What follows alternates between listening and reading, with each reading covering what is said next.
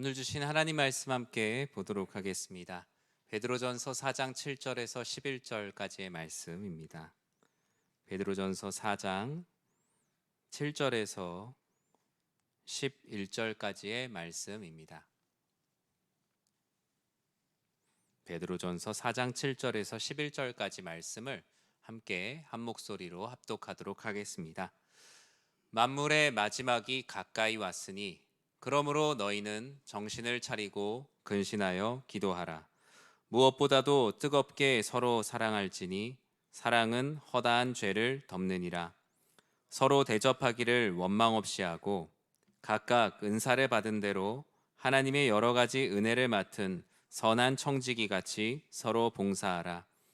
만일 누가 말하려면 하나님의 말씀을 하는 것 같이 하고 누가 봉사하려면 하나님이 공급하시는 힘으로 하는 것 같이 하라.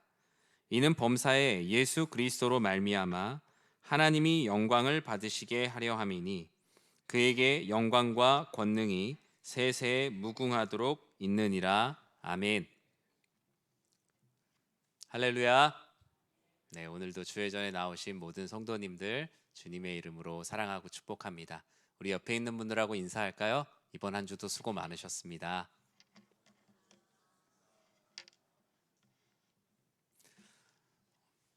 12월이라 되게 추워야 되는데 아까 보니까 꼭 봄 같더라고요. 겨울이 오는 것을 되게 가을이 많이 아쉬워하는 것 같습니다. 이 날씨가 그래도 먼지가 되게 많으니까 건강에 유의하셔서 이 12월, 1월, 2월 주의 은혜 가운데 겨울을 잘 보내는 우리 성도님들 되시길 진심으로 기도합니다. 오늘 베드로전서 4장 7절에서 11절 말씀 가지고 마지막 승부, 근신, 사랑, 봉사라는 제목의 하나님 말씀을 함께 나누고자 합니다. 마지막 때에 가장 중요한 것은 무엇인가 생각해 봅니다.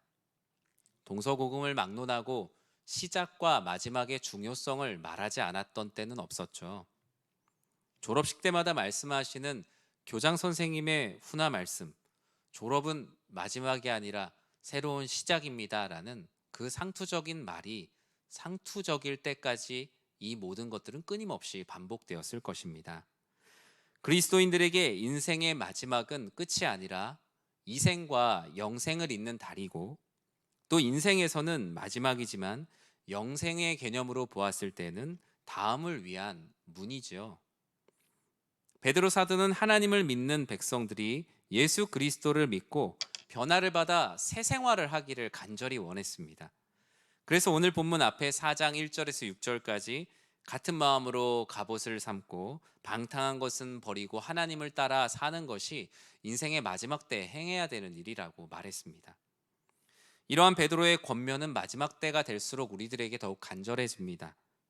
마치 공부를 열심히 하라는 부모님의 그 말씀이 시험이 가까워질수록 크게 느껴지는 것처럼 또 건강 관리 잘하라는 말씀이 건강의 중요성이 커지는 나이가 많이 들 때 더 크게 느껴지는 것처럼 우리의 인생의 마지막 때를 기다리는 이들에게 그 인생의 마지막 승부를 하는 이들에게 중요한 것은 무엇일까? 베드로는 세 가지를 말하고 있습니다. 오늘은 성교 보고가 있어서 설교가 짧거든요. 그러니까 한번 집중해서 한번 들어보세요. 첫 번째로는 근신하라고 말씀합니다. 근신은 그 NIV 성경에서는 셀프 컨트롤이라고 말합니다. 자기 자신을 조정하는 것, 나 자신을 절제하는 것을 근신이라고 말하고 있어요. 정신을 차리고 자기 자신을 잘 조절해라. 그러하며 내가 자신이 안 되는 것을 또 하나님께 기도하는 것. 그것이 바로 마지막 때를 살아가는 이들에게 필요한 근신의 태도입니다. 원문대로라면 마지막 때가 오히려 사람을 가까이 잡아당기고 있다라고 말해요. 마지막 때가 왔다가 아니라 마지막이 나를 끌어당기고 있다라고 말합니다. 베드로는 박해받는 그리스도인들에게 너희는 마지막 때를 기다리는 힘이 부족하니 마지막 때가 너희를 당기고 있다고 오히려 소망을 해라. 기다리려고 하면 지치니까 오히려 주의 재림의 때가 너희를 끌어당기고 있음을 기억하고 그 힘에 너희의 인생을 맡겨라. 그것이 바로 주를 의지하는 삶이다라고 말하죠. 그 마지막 때와 억지로 내 인생에 지금 잘 살고 싶다고 줄다리기 하지 말고 마지막 때가 나를 당기고 있음을 인정하고 그냥 그때의 너희의 인생을 맡기라라고 말씀합니다. 다만 원하는 것이 있어요. 너희가 마지막 때를 기다릴 힘이 없다면 마지막 때가 너희들을 당길 때 정신을 바짝 차리고 근신하여 기도하라라고 말씀하고 있어요. 정신을 차리라는 것은 그냥 졸지 말라는 소극적인 의미는 아닙니다. 마지막 때를 기다리는 아주 어수선한 분위기 속에서 하나님 앞에 바른 마음을 가지고 중심을 잘 잡고 있으라는 말씀이죠. 나를 흔드는 유혹과 욕심이 얼마나 많습니까? 금방 내 기준이 쉴 새 없이 바뀌는 우린 그러한 시대 가운데 오늘 이 자리에 기도하러 모이지 않았습니까? 오늘 이 자리에 기도하러 나온 여러분들은 이미 근신하는 삶을 살고자 하는 열정을 가지고 이 자리에 나오셨음을 저는 믿습니다. 하나님, 제 앞에 제 욕심이 컨트롤이 되지 않습니다. 하나님, 내 욕심대로 살아가고자 하는 내 마음이 내 스스로 컨트롤되지 않습니다. 주님, 저는 주님의 말씀 앞에 정신을 차리고 근신하여 기도하기 위해, 이 마지막 때를 살아가기 위해 이 기도의 시간에 저를 맡깁니다. 저를 의지합니다. 주님, 제 스스로가 이 인생의 텐션을 감당할 수 없으니 주님, 주님의 때에 저를 맡깁니다. 그것이 바로 마지막 때를 살아가는 참된 성도의 삶이지요. 대림절 속에 우리는 어떤 기다림이 있어야 합니까? 우린 지난주에 말씀을 통해서 하나님의 위로를 기다리는 자가 되어야 된다고 말씀을 나눴습니다. 그 하나님의 위로는 하나님 앞에 바른 마음, 마음의 중심을 잡고 기다림으로 살아가는 이들에게 주신다고 말씀하지 않으셨습니까? 오늘 본문은 두 번째로 권면합니다. 바로 사랑입니다. 그 사랑은 뜨겁게, 그리고 나 자신이 아니라 서로 사랑하라. 사랑 앞에 두 가지 조건이 있어요. 뜨겁게, 그리고 서로. 사랑하기에도 우리는 부족한 인생을 삽니다. 누군가를 시기하고 미워하기에는 우리의 인생이 너무나 짧아요. 베드로는 무엇보다도 라고 말하면서 강조하고 있어요. 마지막 때에 뭐 다른 게 있겠냐? 다른 사명, 과업보다 예수님의 사랑으로 사랑하는 것이 훨씬 더 중요한 것이죠. 우리는 내년을 준비하며 예산도 세우고 결산도 하고 각종 숫자들을 맞춰보고 이전에 있던 사역들을 평가하고 내년에 계획하기도 합니다. 그러나 그 모든 것보다 중요한 것은 그리스도의 사랑으로 내가 뜨겁게 서로 사랑하였는가라고 결산하고, 또 내년에 내가 그리스도의 사랑으로, 예수 그리스도의 사랑으로 뜨겁게 서로 사랑할 것을 계획하는 것. 그것은 그 어떤 재정을 계획하고 사역을 계획하는 것보다 훨씬 더 중요한 일이라고 주님은 말씀하십니다. 초대교회 때, 주님의 때에 예산 결산이 대단한 일이었을까요? 조직된 교회가 어쩔 수 없이 그 일을 감당하기 위해서 하는 일이죠. 정말 중요한 것은 내가 오늘 그 사람을 사랑하였는가? 오늘 그 사람을 용서하였는가? 내가 오늘 말씀대로 살았는가? 그 가장 원초적인 주의 뜻을 지켜나가는 것이 종말의 때를 기다리는 참된 공동체인 것입니다. 그래서 우리는 뜨겁게, 사랑은 어떤 우선순위보다도 먼저이며 열정으로도 가장 강해야 합니다. 저도 요즘 많이 생각하거든요. 목회에 있어서 무엇이 가장 중요한가? 저도 우리 교회를 담임하면서 어떤 것이 가장 중요한가 생각해 봅니다. 어떤 것이 가장 큰가? 큰 계획을 세우고 또 비전을 세워가고 많은 일을 꼼꼼히 계획하는 것만큼 중요한 것은 오늘 만난 그 성도님에게 그리스도의 사랑을 전하고 위로하는 것. 그것은 백년지 대계보다 훨씬 더 중요한 사역인 것입니다. 왜 이렇게 뜨겁게 사랑하고 서로 사랑하라고 할까요? 성경은 혹시나 우리 마음에 의심이 있을까 봐 그 이유를 말하고 있는데, 무엇보다도의 사랑은 허다한 죄를 덮는다라고 말하고 있기 때문입니다. 허다한 죄는 그냥 많은 죄, 계속적으로 중첩되는 수많은 죄를 덮고도 남는다. 죄가 마치 어떤 물건이라면 사랑은 그 물건을 덮고도 남을 만한 큰 담요와도 같은 거예요. 여러분, 무엇보다도 여러분의 무엇보다도와 여러분의 뜨거움을 누군가의 죄를 들추거나 미워하는 일에 사용하지 마시고 누군가의 허물을 덮는 일에 여러분의 마음의 담요를 사용하시기 바랍니다. 그것이 바로 마지막 때를 살아가는 인생의 승부요, 하나님께서 기뻐하시는 삶이에요. 때로는 우리가 연약하여 화도 낼 수 있고 심지어 뒤에서 험담도 할 수 있지만 해가 지도록 그 분을 오래 품지 마십시오. 미워할 사람은 오늘 미워하는 것으로 족합니다. 오늘 미워하시고 내일은 미워하지 마세요. 그것이 바로 주님께서 우리가 평안한 삶을 살아가게 하시는 방법으로 우리들에게 주셨는데, 우리는 해가 지도록 분을 품을 뿐만 아니라 다음 날이 돼서 오히려 더 분이 커져 있는 우리들의 모습도 발견하지 않습니까? 주님 앞에 우리는 뜨겁게 서로 사랑할 것을 승부해야 합니다. 그것이 바로 참된 신자의 삶이지요. 그리고 마지막으로 선한 청지기 같이 서로 봉사하라 라고 말합니다. 선한 청지기는 대접하되 원망 없이 합니다. 조건 없이 합니다. 누군가를 섬겼을 때 내가 그 일을 했다고 자랑하지 않습니다. 왜요? 선한 청지기잖아요. 주님 앞에 선한 청지기. 이 말인즉슨 나그네에게 사랑을 베풀라 갚을 것을 기대하지 말고 사랑하라. 그것이 바로 오늘을 마지막처럼 살아가는 이들에게, 그리스도인들에게 주시는 사명입니다. 오늘 내가 사랑한 사람을 다음에 다시 사랑할 수 있을까? 그런 것이죠. 예전에 저희 아버지께 어떤 한 분이 이렇게 대접을 하셨어요. 너무나 아버지가 고마워서 내가 이런 대접을 받아도 되냐라고 했는데, 아버지는 그 말이 항상 기억에 남는다고 하세요. 제가 언제 다시 기회가 돼서 이렇게 섬길 수 있겠습니까? 그런데 우리가 만나는 많은 분들이 실제로 그럴 수 있어요. 우리가 만나는 어르신들, 친구들, 친지들, 오늘 만나고 헤어지는 수많은 사람들, 주님께서는 기브 앤 테이크의 사랑이 아니라 마지막 때에 우리들에게 필요한 사랑은 주고 또 주는 사랑, 기브 앤 기브의 사랑을 우리들에게 원하신다라는 거예요. 결국 우리가 모두 그렇게 살면 우리 역시 내가 누군가에게 주지 않았는데 그 사람으로부터 전적으로 받는 은혜를 경험하게 돼요. 모든 그리스도인들이 그와 같이 산다면 말이죠. 말씀을 맺습니다. 마지막 때에 우리들에게 말씀하시는 주의 사명은 정신을 차리고 근신하여 기도하는 것, 뜨겁게 서로를 사랑하는 것, 선한 청지기 같이 서로 봉사하는 것입니다. 어쩌면 성경은 너무나 단순한지도 모릅니다.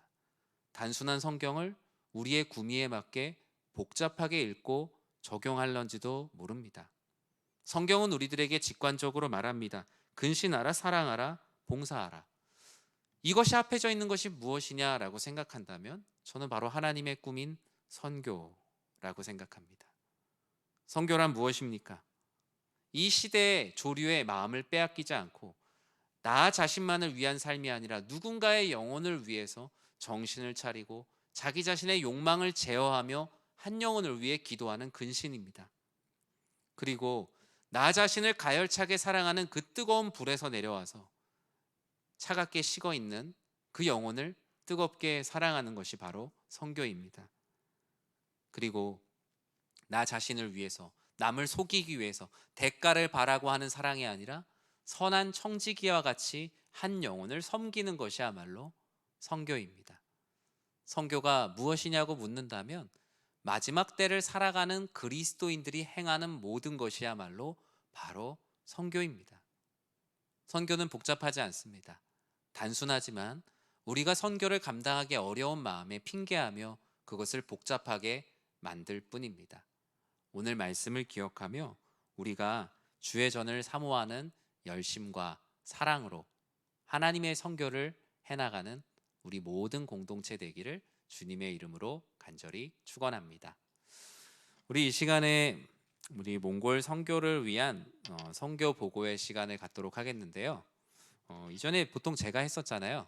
이번에는 크게 3부로 나눠서 진행하겠습니다. 다녀온 3명이 한 사람도 무임승차하지 않고 한 사람씩 나와서 선교 보고를 할 텐데, 여러분 너무 걱정하지 마세요. 다음에 어떤 선교가 선교 보고 무조건 해야 되는 거 아니야 하는데, 이번에 워낙 특별한 분들이 다녀오셨기 때문에 제가 특정 부분을 저희들이 나눠서 보고를 하려고 합니다. 우리 앞에 나오시죠?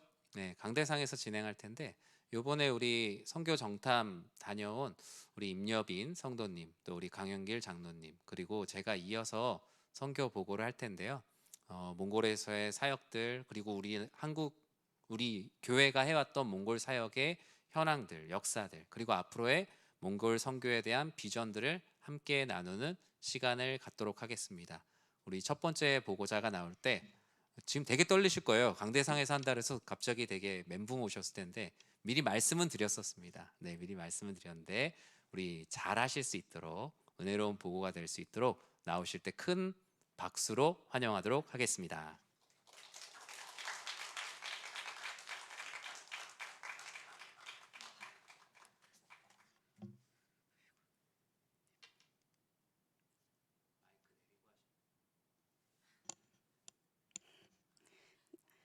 네, 저희 2023년 몽골 정탐 다녀온 보고를 시작하도록 하겠습니다. 우선 저희 출장 개요 먼저 말씀드리겠습니다. 저희 인원 3명으로 담임 목사님, 그리고 선교위원장님, 그리고 선교위원인 제가 다녀왔고요. 11월 8일부터 11월 11일 그리고 12일까지 일정이 조금 다르게 됐지만은 그래도 주일 예배까지 참석하고 돌아오는 일정으로 진행을 했습니다. 그리고 예산은 앞에 보이시는 대로 592만 원 중에 교회 예산을 제외하고 후원을 100만 원 정도 더 해주셔가지고 정말 풍성하게 우리 현지인들과 그리고 현지 교역자 그리고 가정들과 함께 나누고 돌아올 수 있었습니다. 그리고 우선 구체적인 소감이나 그리고 보고를 하기에 앞서서 일정별 정탐 보고를 먼저 하도록 하겠습니다. 크게 각 오전, 오후 일정으로 2가지씩 나누어서 진행을 했고요. 그리고 세부 일정들이 조금 더 있기는 했었지만 현지 기상 상황이라든지 교통 상황으로 인해서 세부 일정들이 조금 생략이 된 부분들이 좀 있습니다. 그래서 실질적으로 진행되었던 그런 일정들로만 오늘은 보고를 하도록 하겠습니다. 우선 첫째 날은 저희들 오전에 두 번의 일정으로 나누어서 인천공항에서 그리고 울란바타르까지 약 3시간 정도의 비행으로 이동을 해서 도착을 했고, 그리고 저희 도착한 뒤에는 점심시간이 딱 겹쳐서 저희 베델 유치원에서 원장님으로 계셨었던 지미연 선교사님 댁에서 초청을 해주셔서 점심 식사를 저희가 받아서 잘 하고, 그리고 이제 숙소에 들렸다가 기쁨의 교회 수요 예배에 참석을 하기 위해서 이제 이동을 했는데, 원래는 30분 정도의 거리인데 저희가 가기 전주에 한국에서는 비가 왔고 몽골에서는 눈이 왔어요. 그래서 몽골에서는 그렇게 기상이 악화가 되면 모든 가정에서 차를 다 끌고 나온대요. 그래서 숙소에서 기쁨의 교회까지 30분밖에 안 걸리는 거리를 저희는 2시간을 걸려서 갔습니다. 그래서 다행히 잘 도착해서 수요 예배 때는 담임 목사님께서 설교를 해주셨고요. 그리고 옆에 에르카 목사님께서 계속 모든 일정 내내 함께 하시면서 저희들 일정 안내와 그리고 통역을 같이 진행을 해주셨습니다. 그리고 둘째 날에는 기쁨의 교회와 그리고 은혜의 샘 교회를 나누어서 방문을 했는데요. 오전에는 기쁨의 교회를 먼저 방문을 했고 오후에 은혜의 샘 교회를 방문을 했습니다. 기쁨의 교회에서는 지금 기쁨의 교회를 심무하고 있는 목회자인 지금 바타루스 전도사님의 사역 방향과 그리고 목회자가 된 계기 등의 이야기를 듣는 시간을 가졌고, 그리고 교회를 둘러보는 시간을 가졌습니다. 지금 현재 교회에서 교회의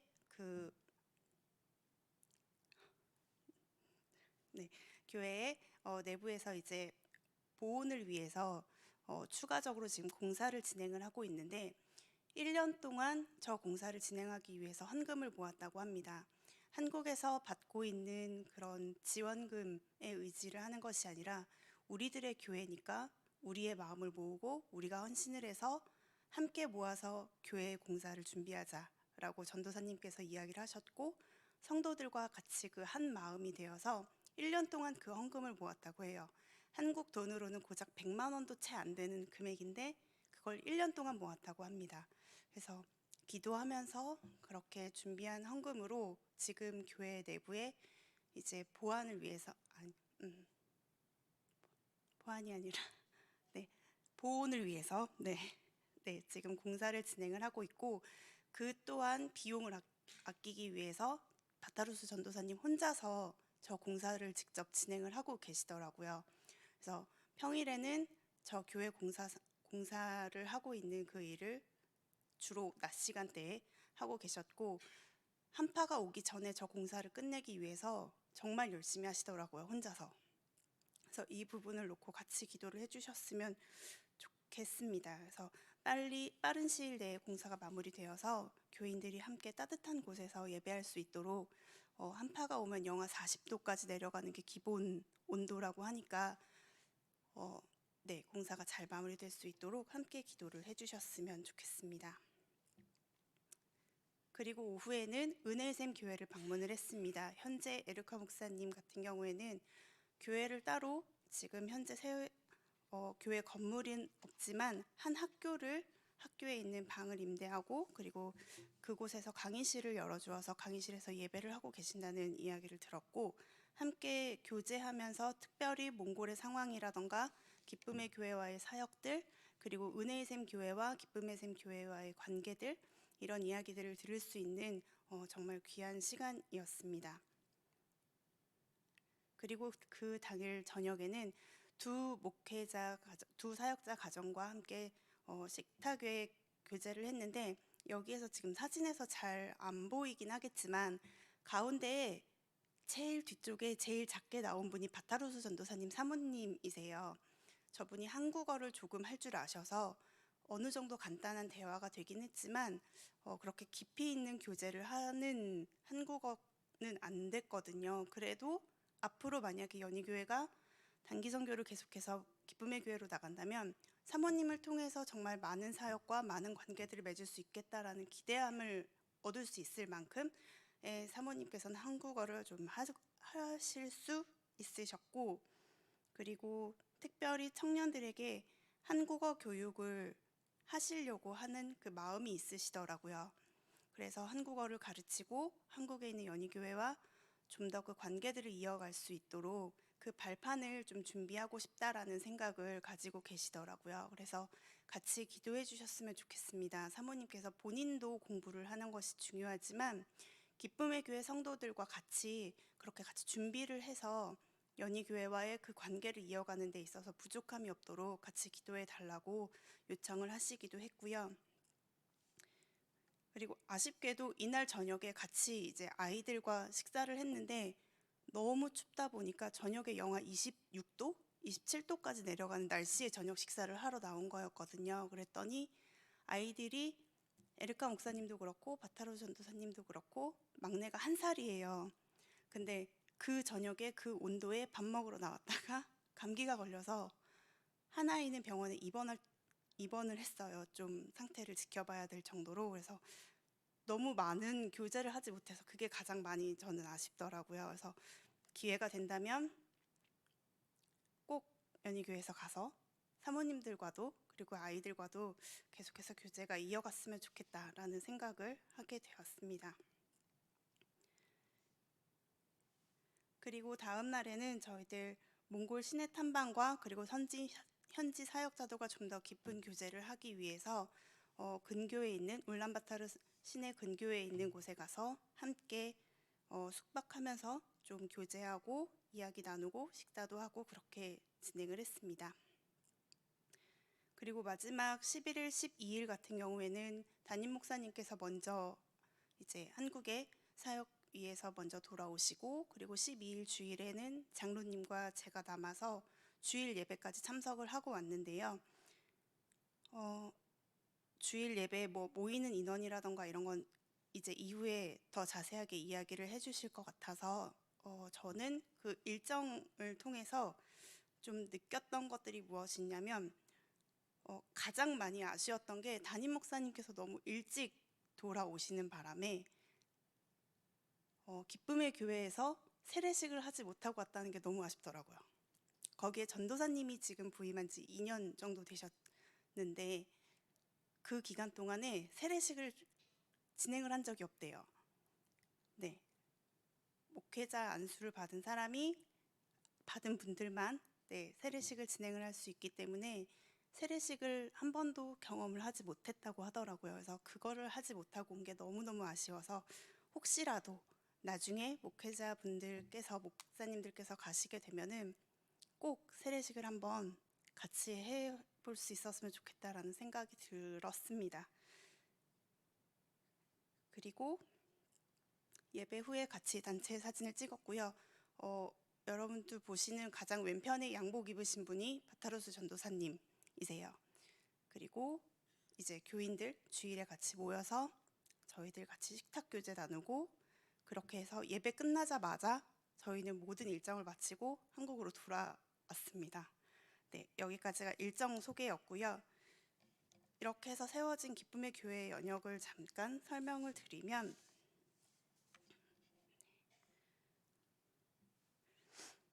2002년에 저희들 처음 몽골 단기 선교 여행을 14명이 갔습니다. 그 첫 선교 때 최종걸 선교사님께서 같이 정탐팀의 담당 교역자로서 같이 가셨었고요. 그리고 그해 9월에 최종걸 지영준 선교사님께서 연희교회에서 선교사로 몽골로 파송을 받으셨습니다.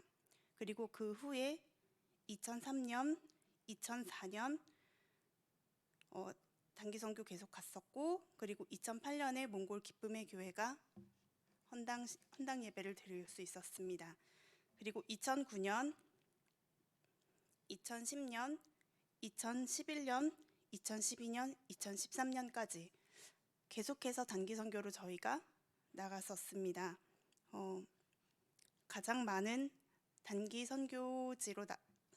교인들이 나간 단기 선교지로서 계속해서 그 관계들이 좀 이어갔으면 좋겠고, 2002년 처음 최종걸 선교사님께서 파송되셨을 때 제가 그 팀에 있었고 가장 마지막으로 지금 다녀온 이 팀에 또한 제가 또 속해 있더라고요.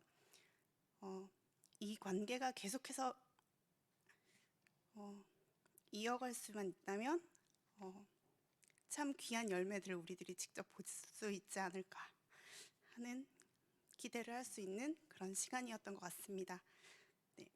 이후에 더욱더 세부적인 내용들은 저희 장로님과 목사님께서 해주실 것입니다. 감사합니다.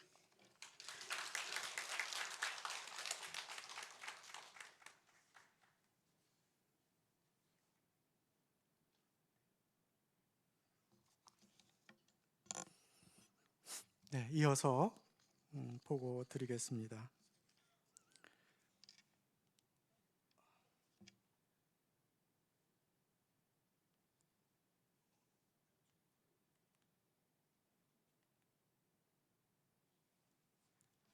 예, 기쁨의 교회 현황입니다.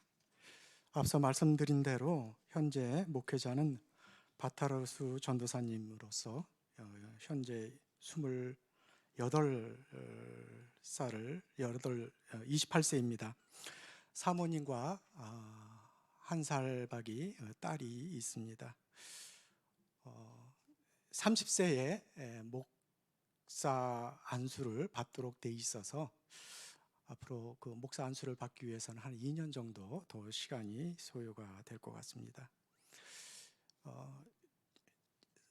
제적이라는 의미가 사실은 그 교회는 없더라고요. 근데 일반적으로 한 40여 명 정도가 교회를 오가고 있고요. 예배 때에는 한 20명 안팎이 예배를 참석하고 있습니다. 그리고 주일학교도 역시 한 현재 겨울철에는 한 20여 명 참석을 하는데 날씨가 좀 풀리고 하면은 아이들은 좀 더 많이 모인다고 합니다. 드려지는 예배는 수요 저녁 예배, 그리고 금요 예배, 주일 예배, 그리고 오후에 주일학교 예배 이렇게 진행이 되고 있고요. 그 밖에 평일인 금요일 오후에는 청년들 대상으로 악기 레슨이 진행이 됩니다. 전도사님과 사모님이 각각 가르치고 있고요. 지금도 드럼과 기타 그리고 키보드 아주 능숙하게 젊은이들이 잘 연주하면서 찬양팀을 인도하고 있습니다. 우리 바타르수 전도사님의 향후 목회 방향은 청년 및 찬양 사역에 중점을 두려고 합니다.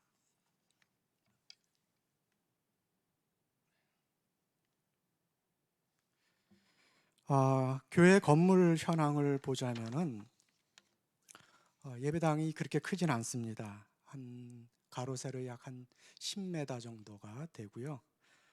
그리고 그 예배당 안에는 설교단과 긴 의자 그리고 찬양을 위한 악기들이 배치가 되어 있습니다.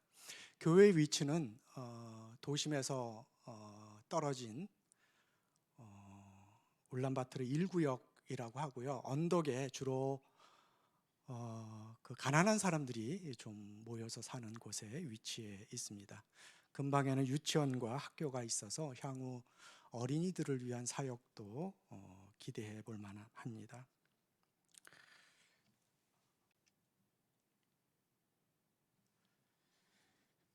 현지 목회자인 바타르수 전도사님의 기대가 있다면은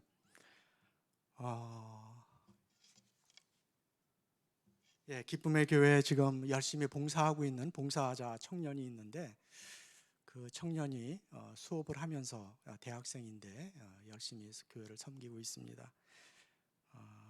그 청년에게 장학금식의 지원이 있었으면 좋겠다라는 생각과 마음을 가지고 계속 기도하고 있다고 합니다.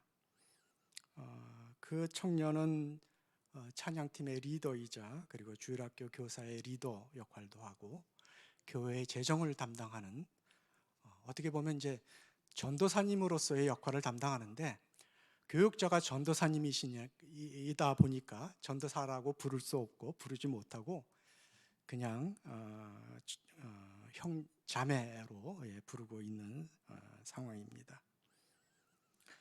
다행히 제가 다녀와서 당회와 그리고 선견위원회에 간단한 보고가 있었는데요.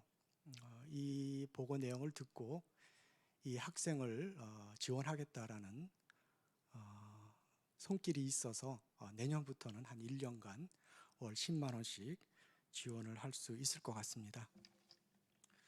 여기에 보면 두 자매가 나오는데 둘이 자매지간입니다.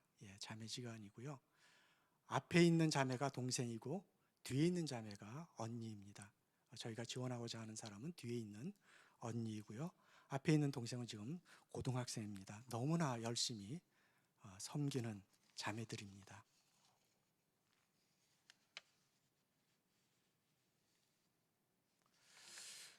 그리고 한 10여 년 전에 우리 교회가 단기 선교를 가서 그곳에서 초원의 그 게르라는 곳에 같이 거하면서 아마 신앙 수련회를 가졌던 것 같아요.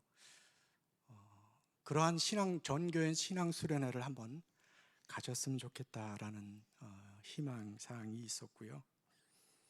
그리고 교회 앞마당에 취사 기구가 구비되어 있는 주방이 좀 설치되었으면 좋겠다.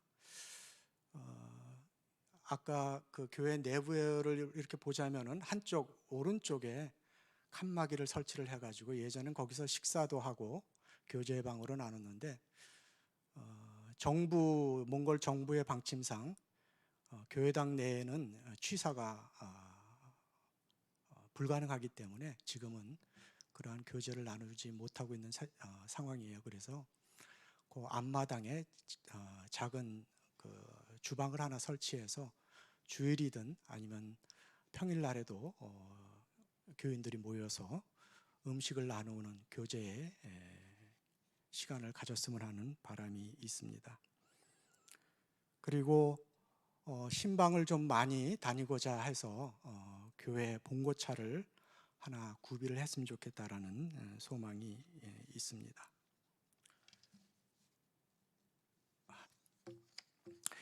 이상 그 교회 현황과 건물 현황에 대해서 말씀드렸고요. 간단하게 그냥 제가 다녀온 출장 소감을 제가 그냥 읽도록 하겠습니다. 바타르수 전도사님과 사모님 모두 신학을 공부했고 복음에 대한 열정과 교회에 대한 사랑이 깊고 순수하고 맑은 영혼을 지닌 선한 목회자상을 지니고 있었습니다. 기쁨의 교회는 도심과 외곽의 경계선에 위치한 언덕 위의 교회로 주위에 다른 교회가 없고 유치원과 학교가 근거리에 있어 향후 청년들과 어린이들에게 접근하기에 유리한 위치에 있으며 울란바토르 도심개발로 향후 현 위치도 조만간 개발이 되어 더 많은 인구가 유입되고 왕래할 위치에 있어 교회가 미래적으로 희망적으로 보여집니다. 아울러 몽골은 젊은 청년들과 어린이들이 많아 그들을 대상으로 복음을 전하고 말씀으로 훈련할 경우 풍성한 영적 수확을 거둘 수 있다고 생각이 됩니다. 아까 다 보여주지 못했는데요. 지금 몽골은 한국 배우기, 한국 따라하기가 아주 열풍입니다. 그래서 여러분들도 소식을 통해서 전해 들었는지 모르겠는데 CU라든가 GS25 편의점이 곳곳마다 그리고 구석마다 위치해 있고요. 그리고 한국 레스토랑이 그렇게 많은 줄 몰랐습니다. 너무나도 많이 한국 레스토랑이 있고요. 현재 몽골에 불고 있는 한류 열풍과 한국에 대한 호감을 거리 곳곳에서 느낄 수 있어 한국 교회가 몽골 선교의 적임이자 지금이 적기라고 생각이 됩니다. 이상 제 보고는 마치고요. 이어서 몽골 선교 비전에 대해서 담임 목사님께서 말씀해 주시겠습니다.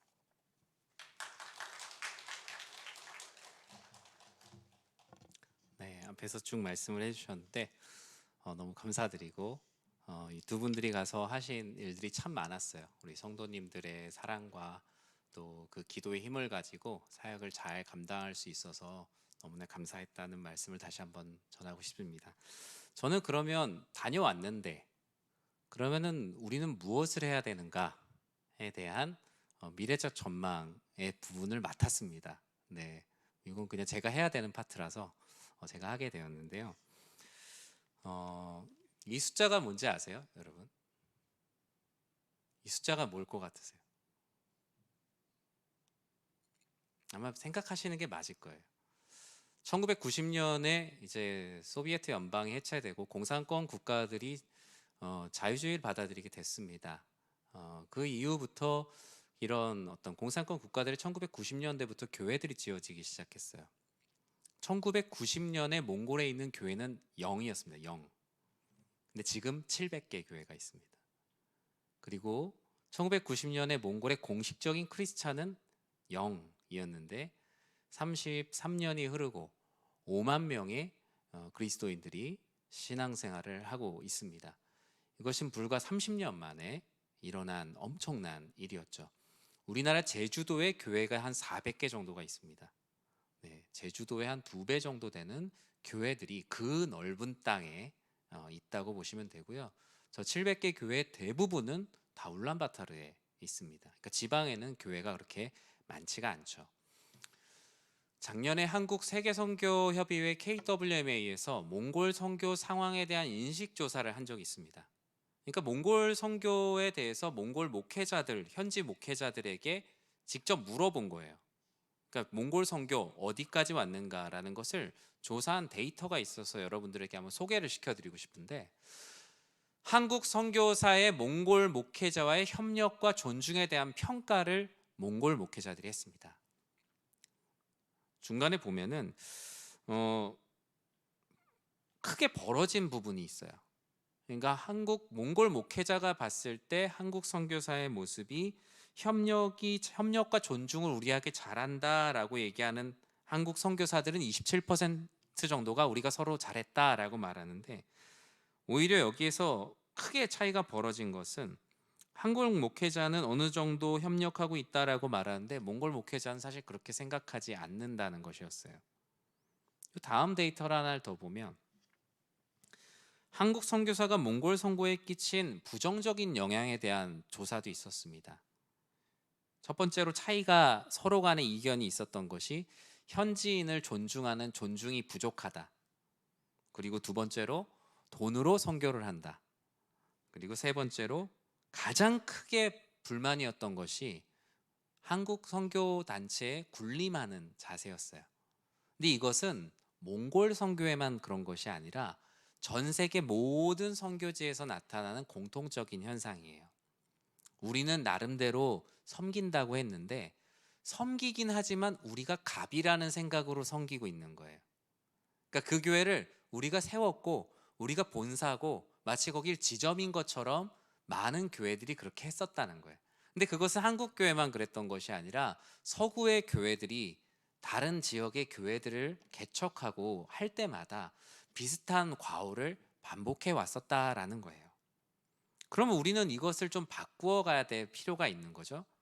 군림하는 선교가 돈을 보낸다고 주인이 되고 도움을 받는다고 마치 그들이 무조건 네 그렇게 하세요라고 하는 것이 아니라 하나님 나라 안에서 같은 교회와 교회로서 동등한 선교가 되어야 된다는 것이 제 개인적인 생각이고 앞으로 선교의 트렌드는 그렇게 바뀔 거라고 저는 확신합니다.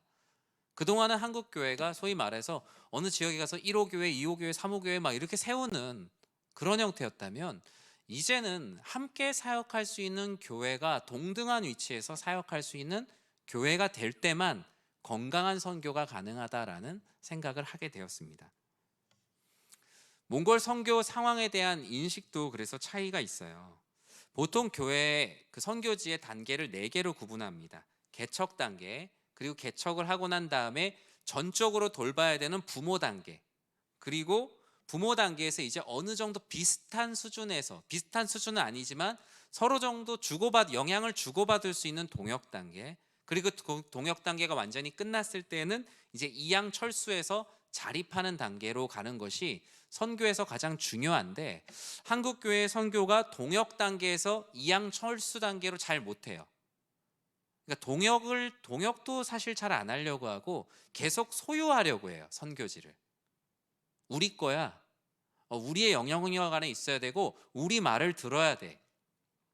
근데 선교는 그런 것이 아니죠. 결국 현지인들이 현지의 상황에 맞게 하나님 나라를 이루어갈 수 있도록 자리를 마련해 드리고 우리는 또 다른 필요한 곳으로 떠나야 되는 것이죠. 그런 의미에서 지금 한국 교회는 이제는 부모 단계에서 동역 단계로 이동해야 되고, 또 동역 단계에 있는 교회는 결국에는 이양 철수 단계로 계속적으로 가야 되는데, 그게 현지 목회자들과의 차이가 있는 거예요.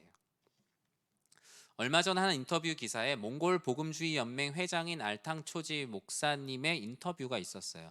이 몽골 복음주의 연맹의 몽골 700개 교회의 80% 정도가 이곳에 가입이 되어 있습니다. 몽골에 있는 목사가 지금 1000여 명인데요. 개신교인의 비율이 전체의 약 2%입니다. 몽골 교회의 65%가 여러분 놀랍게도 한국 교회를 통해 세워졌습니다.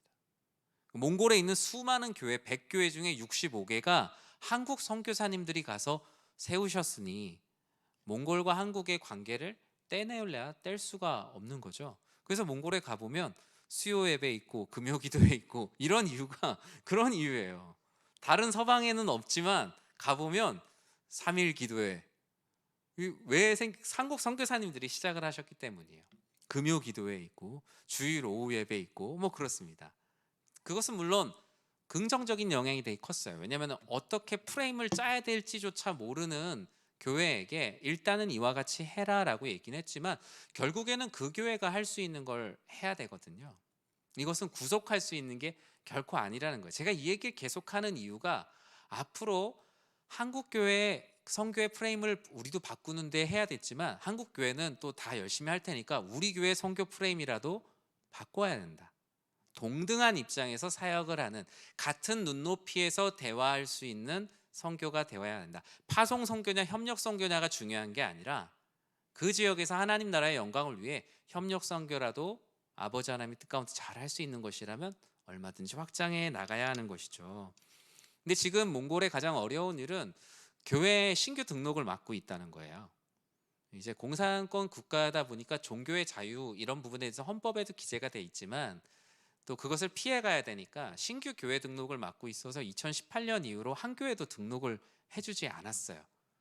그렇다고 기존 교회를 없애지는 않고 기존 교회들을 비정규직 교회로 만들어 버렸어요. 그래서 1년마다 한 번씩 교회를 그 허가를 갱신해야 돼요. 계속 갱신해야 되는 그런 어려움들 가운데 있어요. 그래서 아까도 말씀했지만 교회 안에 참 이상하게 취사 시설 같은 것도 둘 수가 없어요. 그래서 기쁨의 교회는 교회 마당이 있거든요. 그러니까 교회 건물은 가로 10, 세로 10이니까 100제곱미터니까 30평 정도인데 30평 정도 이상 되는 마당이 앞에 있어요.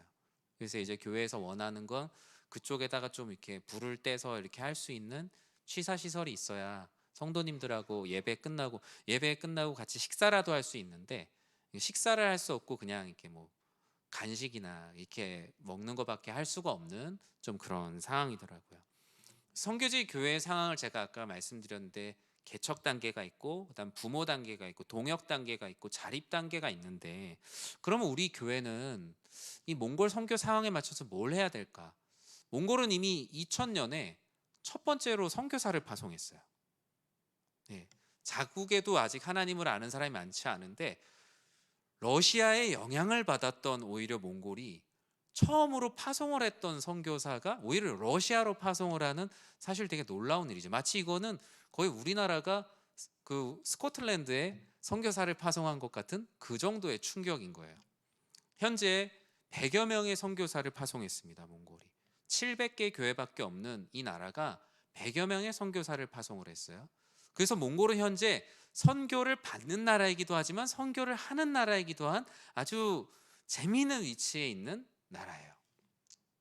그리고 몽골 교회의 상황은 크게 둘로 나눠야 돼요. 울란바타르만 보는 것은 몽골 선교를 온전하게 볼 수가 없더라고요.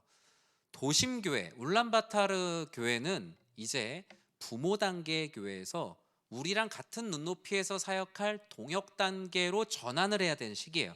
그러니까 이제 우리 몽골 기쁨의 교회는 우리가 막 애기라고 우쭈쭈 하는 교회가 아니라 동등한 관계에서 서로가 사역을 교류하는 단계로. 여기서 얘기하는 동등한 관계는 재정을 똑같이 50% 된다는 게 아니에요. 우리가 100%를 지원하더라도 동등한 관계로서 교회와 교회가 사역을 해야 되는 단계가 됐고요. 단 지방교회는 거의 지금 개척 또는 부모 단계의 사역을 해야 될 때가 왔다라고 저는 개인적으로 생각을 했어요. 그러면 우리 교회의 몽골 선교는 어떻게 해야 될까? 먼저 우리는 기쁨의 교회를 부모 단계로도 섬겨야 되고 또 동역 단계로도 서로 협력해야 되는 두 가지 과제가 있더라고요. 부모 단계로는 앞서 말씀하신 대로 기쁨의 교회의 자립을 우리들이 지원해야 합니다. 운영비와 또 시설, 건물, 차량 등을 지원하는 사역들을 계획해야 되는데 참 감사하게도 교회가 어려웠지만 계속 몽골 기쁨의 교회에 매달 50만 원의 운영비를 우리 성도님들이 헌금을 해주셔서 지금까지 보내올 수 있었어요. 그런데 운영비는 있었는데 목회자가 없었던 거죠. 그러니까 목회자는 사실 사례가 없이 오랜 시간을 지낼 수밖에 없었고 교회 당회에서 허락을 해주셔서 운영비의 일부를 10만 원, 20만 원 정도를 그 사역을 할 삶을 살아갈 수 있도록 그래도 어느 정도의 그 여지를 뒀지만 사실은 어렵잖아요. 아무리 물가 차이가 많이 난다고 해도요. 기쁨의 교회가 동역하고 자립할 수 있는 형태로 우리들이 좀 세워줘야 될 필요가 있습니다. 앞서 장로님 말씀하신 대로 선교 장학생 형태로 발굴을 해서 지원을 하는 사역들을 좀 우리가 꿈꿨으면 좋겠다라는 생각을 했어요. 아까 월 10만 원씩 우리가 후원을 하기로 당에선 결의를 했는데 한 학기면 60만 원 정도 돼요. 그러면은 대학을 다닐 수 있어요. 대학을 다닐 수 있는 금액 정도가 됩니다. 그리고 목회자 지원 발굴 및 양성을 해야 되는데 우리가 에르카 목사님께서 한국에 오셔서 그 총신 신대원을 졸업을 하시고 또 그곳에서 사역을 하고 있어요. 나중에 우리는 그것을 잘 모르겠지만 나중에 아마 몽골 기독교 역사에 기록이 될 정도로 되게 큰 일이에요. 그게 몽골에 있는 목회자가 한국에 와서 수학을 하고 신학 대학원을 졸업을 했다. 왜냐하면 몽골은 대학원까지 나오지 않고 학부만 졸업을 해도 목사 안수를 받을 수가 있거든요. 근데 한국에 와서 목회학 석사과정까지 해서 지금 그곳에서 에르카 목사님은 사실 되게 많은 일들을 하고 계세요. 그건 우리 교회가 우리 또 목사님께서 전도사로 계시면서 있었던 그 시간 동안 후원하고 섬겼던 것은 정말 너무나 귀하고 특별한 일이었다라는 거예요. 근데 저는 이게 이례적으로 끝날 것이 아니라 언젠가 또 우리들에게 기회를 주신다면 몽골에 있는 목회자들이 한국에 와서 정말 공부하고 돌아갈 수 있는 어떤 프로그램들을 준비할 수 있어야겠다라는 생각을 했고요. 또 지역교회가 아직 자립을 하지 못하다 보니까 재정적으로 어려워요. 100만 원짜리 공사를 하기 위해서 1년을 넘게 재정을 모았어요. 그만큼 재정이 어렵습니다. 정교인 수련회를 되게 하고 싶어 하시더라고요. 제가 2012년과 2013년에 몽골을 다녀왔어요. 그때 갔을 때 그 전체 교인들과 함께 초원에 나가서 수련회를 하고 같이 그 게르 숙소에서 자면서 또 살아있는 양을 데리고 가서 잡아먹고 그랬었어요. 네, 되게 아주 좋은 경험이었습니다. 그 수련회를 통해서 서로가 주 안에서 함께 교제하는 너무나 귀한 시간이었고, 또 지역 전도를 하려고 해도 요즘에 교회 다음 세대가 없다고 되게 힘들어하잖아요. 몽골은 인구의 절반이 15세 이하입니다. 인구 전체의 절반이 15세 이하예요. 그래서 교회도 가보면 교회들이 평균 연령이 대부분 다 20살, 21살이에요. 그 이하예요. 평균을 내서 20살, 21살이지 그 이하가 더 많아요. 그만큼 어떻게 보면 참 미래가 있죠.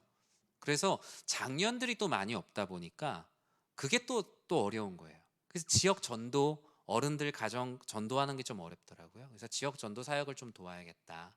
그리고 앞서 또 장로님 계속 말씀하셨지만 전도사님이 사역을 하고 계십니다. 신학교 학부를 졸업을 하시고 뭐 이 전도사님 얘기를 하면 좀 길겠지만 울란바토르에서 1000km가 넘게 떨어진 시골에서 원래 계셨어요.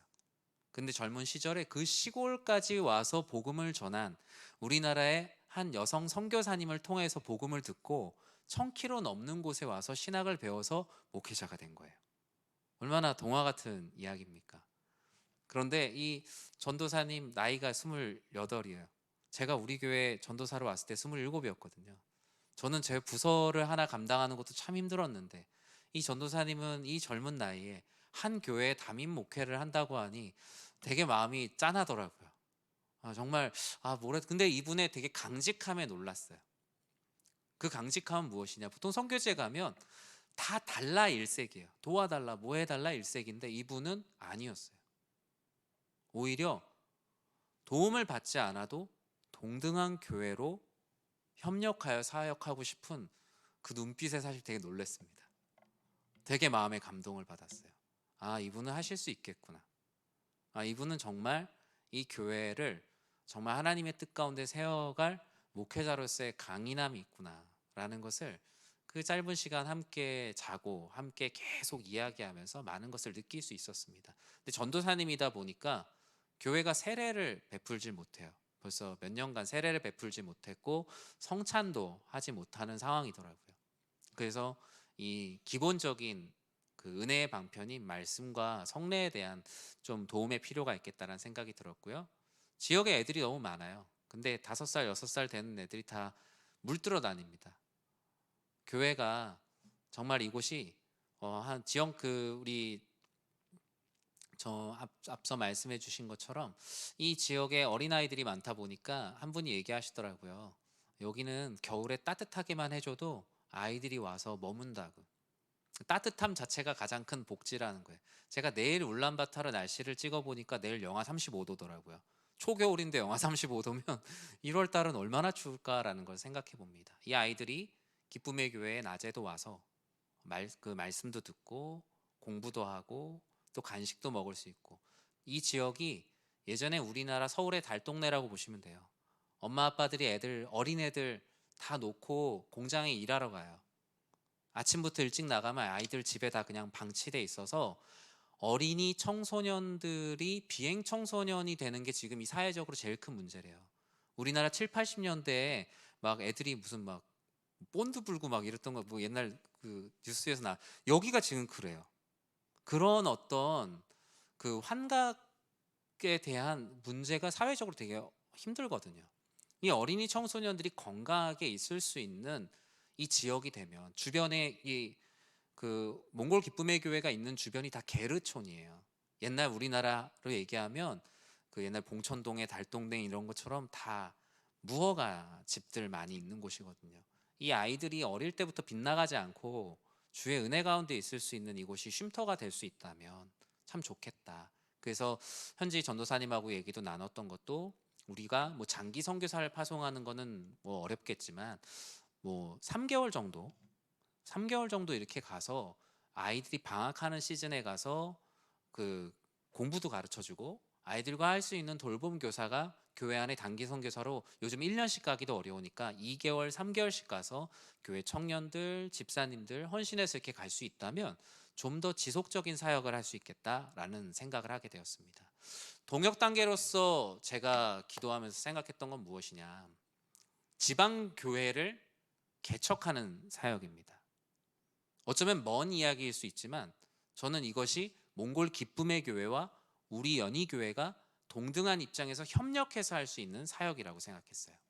그리고 한국 내의 이주민 사역, 그리고 단기 선교사를 파송하고 또 여름이나 겨울 시즌에 사역을 돕는 단기 선교 및 비전 트립이 동역 단계에서 할 수 있는 사역이라고 생각을 했습니다.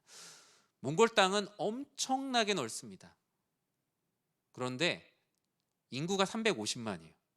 우리 인천 정도의 인구가 엄청나게 넓은 곳에 사는데 체감이 잘 안 되시죠? 이게 어떻게 인구 밀도를 체감하실 수 있도록 알려드리자면, 우리나라 땅, 남한 땅 있죠? 남한 땅에 인구가 20만밖에 안 산다고 생각하시면 돼요. 남한 땅 전체의 인구가 20만밖에 안 산다고 생각하시면 이 땅의 넓이가 얼마나 큰지 알 수 있을 겁니다. 근데 인구의 절반이 울란바토르에 살아요. 그러다 보니까 차가 정말 많이 막힙니다. 예. 매연도 심하고, 저는 몽골의 그 울란바토르에 있는 동안 계속 눈물을 흘렸어요. 눈이 매워서. 하늘이 까맣습니다. 그 울란바토르가 제1도시인데 제2의 도시, 그러니까 우리라고 얘기하면 서울 다음 부산이나 인천 이렇게 얘기하잖아요. 제2의 도시가 에르데넷이라는 도시인데 인구가 10만이에요. 그러니까 그 다음 도시가 인구가 없어요. 그리고 인구의 10%는 외국에 살아요. 어디 갔겠어요? 다 각 나라들에 흩어져서 돈 벌러 간 거예요. 그 대표적인 나라가 우리나라예요. 나가 있는 나라 중에 그 외국에 가서 사는 사람 중에 절반이 우리나라에 산다니까요. 그 정도로 이 우리나라와의 관계를 떼낼래야 떼낼 수가 없어요. 한국 내 외국인 유학생 현황입니다. 2022년 베트남, 놀라셨죠? 베트남 유학생이 우리나라에 가장 많이 있습니다. 7만 명. 그리고 중국이 6만 3천. 그리고 몽골에서 한국에 유학 와 있는 학생들이 12,000명입니다. 엄청나게 많은 사람들이 와 있어요. 그럼 이 외국인 유학생이 가장 많은 학교가 어디냐? 민족과 상관없이 외국인 유학생이 가장 많이 온 학교 1위가 성균관대, 2위가 경희대, 3위가 연세대입니다. 우리가 무엇을 해야 되는지 너무 명확해요, 사실. 이미 오래전부터 명확했어요. 우리 교회가 어떤 사역을 해야 되는지는 우리가 정하지 않아도 사실 이미 정해져 있어요. 다만 우리의 등잔 밑이 어두울 뿐이에요. 연세대학교에 유학생 4,000명입니다. 세 번째로 많아요. 그럼 우리가 어떻게 유학생 사역을 안 할 수가 있겠어요? 그 중에 더 특화된다면, 요즘에 이제 가장 건강한 선교지가 되려면요, 교회가 선교하고 있는 지역이 있으면요, 국내에서는 그 지역에서 와 있는 사람을 선교해야 됩니다. 쉽게 말하면 우리가 몽골 선교를 하겠다라고 하면 교회 안에서도 몽골인이 와서 예배드릴 수 있는 최소한의 소그룹이 있어야 건강한 선교가 되는 거예요. 안 그러면 선교사님들만 다 보내놓고 돈만 보내요. 뭐 어떻게 되는지도 몰라요. 그러다 보면 교회가 선교의 동력을 잃어요. 왜냐면 내가 선교하는데 뭐 할 게 없게 느껴지거든요. 정말 우리가 몽골 선교에 대한 비전을 가진다면 몽골 땅에서만 할 게 아니라 우리 연희동에 사는 몽골 사람은 누가 있는지, 연세대학교 어학당하고 각 전공에 몽골 학생들이 얼마나 있는지, 한 사람만 불러서 따뜻한 밥 한 끼만 먹여도 그게 바로 몽골 선교입니다. 어려운 게 아니에요. 대접하면서 왜 이렇게 대접해 주십니까? 하나님께서 당신 사랑하셔서 나그네와 같은 당신 도우라고, 우리 교회를 사용하시는 거라고 한마디 하는 것이 바로 그 지역을 위한 선교인 겁니다. 우리는 이런 사역들을 계획해 나갈 때 우리가 그런 귀한 사역을 감당할 수가 있어요. 그래서 우리는 결국에는 이 몽골 지역에 기쁨의 교회에 합력해서 교회들을 하나씩 지어가야 할 겁니다. 요즘 몽골에는 게르 교회가 많아요. 건물을 짓기가 어렵잖아요. 그래서 가난한 지역, 교회가 없는 지역에 게르를 하나 삽니다. 게르를 하나 사는데 한 1,000만 원 정도 하겠죠. 좀 큰 게르가. 그럼 그 게르를 하나의 예배당으로 만들어서 그곳에 모여서 기도할 수 있도록 기도처를 만들어 드려요. 목회자는 없지만 기도처를 만들어 드리고 기도하게 해드리고, 또 그곳에 가능하다면 또 몽골에 있는 교회랑 협력해서 그 지역에 갈 수 있는 목회자를 추천받습니다. 이미 그런 일들을 하고 있는 교회들이 많이 있고요. 우리 교회도 충분히 그런 역량이 있는 교회라고 생각을 합니다. 그림 하나인데요.